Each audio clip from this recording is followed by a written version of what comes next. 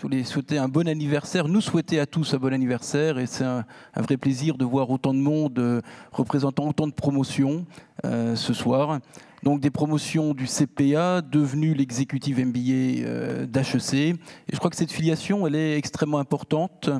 Et bon, alors, comme dans toute fusion, adossement, il y a eu des périodes plus ou moins faciles. Quand on regarde maintenant dans le rétroviseur, 10 ans avec le recul de 10 ans, on se rend compte que, je crois que collectivement, on peut être assez fier de l'évolution. Le premier point, le risque, c'est de perdre son âme quand on fait une fusion. Et perdre l'âme, c'était perdre à l'époque 70 ans d'expérience accumulée. Et au-delà de ça, c'est une source de différenciation. Et donc là, on a vraiment voulu garder, premièrement, le positionnement dirigeant. Et quand on regarde dans l'environnement concurrentiel dans lequel on se trouve, beaucoup de programmes se disent executive MBA et attirent des cadres middle managers de 30 ans.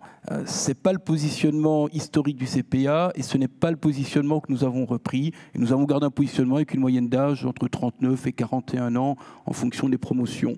La deuxième chose, je crois qu'il est important de capitaliser sur l'ADN CPA. Et l'ADN CPA, c'était un ancrage très fort dans le vécu des participants, le travail en équipe, la méthode des cas.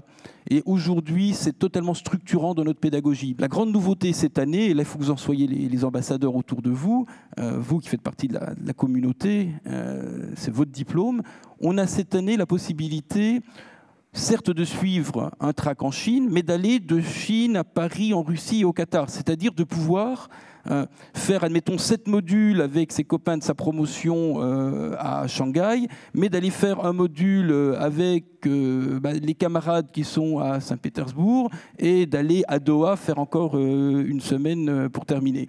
Donc on a introduit cette possibilité de parcours. Deuxième évolution qui est... je crois extrêmement novateur, c'est le seul executive MBA au monde qui le propose, c'est que nous avons la possibilité, à partir d'un socle commun, d'avoir après une option, c'est-à-dire de prendre, on a le choix parmi 6 options qui vont du energy management, luxury management, entrepreneurship, et donc la possibilité pendant 2 semaines de se retrouver, toute promotion confondue sur une année, tout track confondu, pour partager pendant 2 semaines sur un thème. Ce qu'il faut, c'est que les gens vivent quelque chose. Donc on n'est pas simplement au niveau intellectuel, mais au niveau du savoir-être et du vécu. Et c'est, je crois, l'empreinte historique du CPA qui est très structurant. Et donc le plus grand compliment qu'on peut avoir, c'est quand on croise des anciens qui ont fait le CPA ou qui ont fait l'executive MBA, quand ils nous disent nous, c'est un moment marquant dans ma carrière professionnelle, il y a un avant et un après CPA, un avant, un après executive MBA. Et je crois que c'est le plus beau compliment qu'on puisse nous faire, parce que c'est vraiment ce qu'on recherche, faire vivre une expérience marquante, la possibilité de prendre du recul, de prendre de la hauteur de vue et de revenir dans son entreprise. Bon, en fait, on ne l'a jamais quitté pour l'information, mais de porter un regard différent sur la manière dont on exerce son métier. Je crois que c'est vraiment ça la marque de fabrique de l'executive MBA. Ma vision de l'executive MBA, c'est que c'est probablement le plus ancien qui existe au monde, 80 ans, mais c'est aussi ce qu'on essaie de démontrer le plus dynamique. Voilà.